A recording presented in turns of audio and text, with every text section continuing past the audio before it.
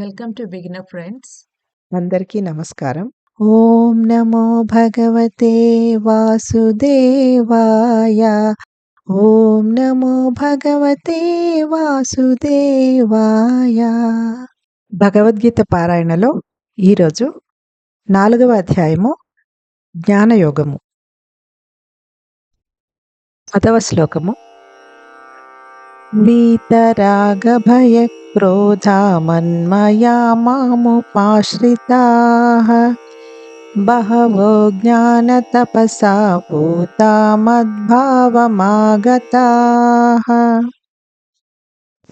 తాత్పర్యము: మమకారాసక్తి, భయము మరియు క్రోధములు లేకుండా ఉండి నాయందే సంపూర్ణంగా స్థితులై ఉండి నన్నే ఆశ్రయించి ఎంతోమంది ఇంతకు పూర్వం నా గురించిన జ్ఞానంచే పవిత్రులైనారు మరియు ఆ విధంగా నా దివ్య ప్రేమను పొందారు. ఇంతకుముందు 9వ శ్లోకంలో శ్రీకృష్ణ పరమాత్మ ఎవరైతే తన జన్మ కర్మ లీలల దివ్యత్వాన్ని యథార్థంగా తెలుసుకుంటారో వారే ఆయనను పొందుతారు అని చెప్పి ఉన్నారు. అన్ని యుగాల్లో ఎంతో మంది మానవులు ఈ పద్ధతిలో భగవత్ ప్రాప్తి పొందినారు అని ఇప్పుడు దృఢపరుస్తున్నాడు. వారు భక్తి ద్వారా తమ మనస్సులను పవిత్రమర్చుకొని ఈ లక్ష్యాన్ని సాధించారు. మరి మనస్సు ఎలా పరిశుద్ధమవుతుంది?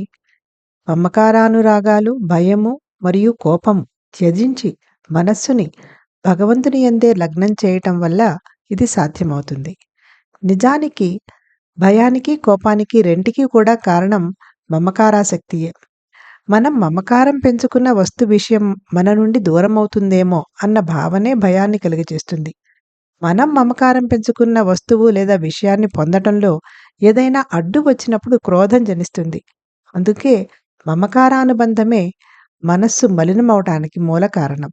ఈ మాయా ప్రపంచం ప్రకృతి యొక్క త్రిగుణములచే సమ్మిళితమై ఉంటుంది: సత్వము, రజస్సు మరియు తమస్సు. అన్ని వస్తువులు, వ్యక్తిత్వాలు కూడా ఈ 3 గుణముల పరిధిలోకే వస్తాయి. మన మనస్సుని ఏదో ఒక భౌతిక వస్తువు లేదా వ్యక్తితో అనుబంధం చేస్తే మన మనస్సు కూడా త్రిగుణములచే ప్రభావితమవుతుంది. బదులుగా అదే మనస్సుని త్రిగుణములకు అతీతుడైన భగవంతుని యందు లగ్నం చేస్తే అలాంటి భక్తి మనస్సుని పవిత్రం చేస్తుంది.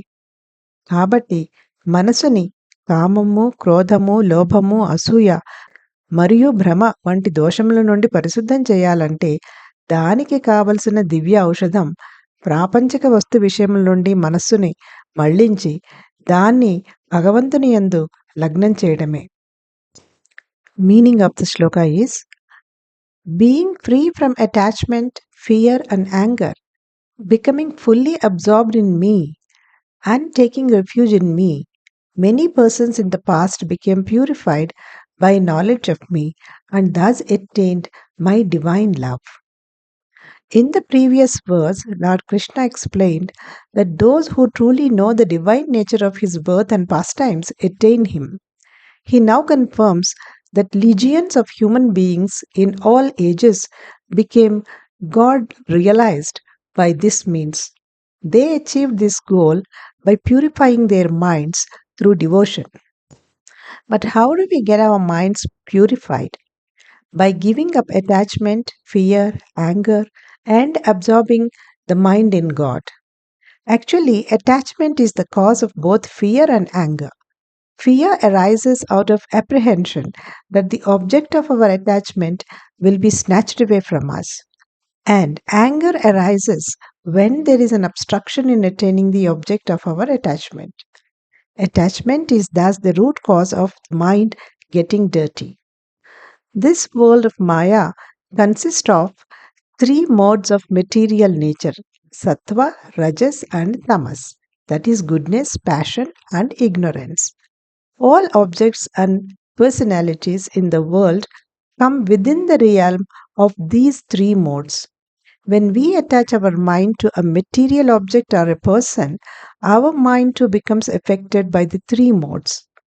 Instead, when we absorb the same mind in God, who is beyond the 3 modes of material nature, such devotion purifies the mind.